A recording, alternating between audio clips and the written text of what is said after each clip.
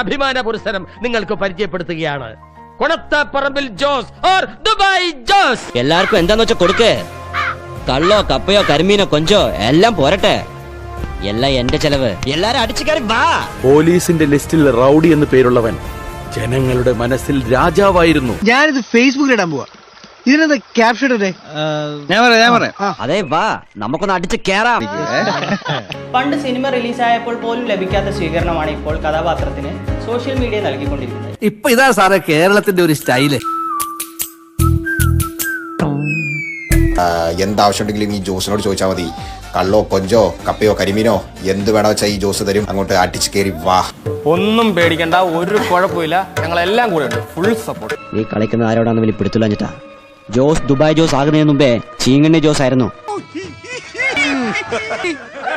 സായിപ്പന്മാരും മദാമ്മമാരും അങ്ങനെ അടിച്ചു കേറി വരട്ടെ. എന്നാ പിന്നെ നീ ഇത് പിടി മോനെ. അതെ വാ, നമുക്കൊന്ന് അടിച്ചു കേറാം. ശുഭദിനം.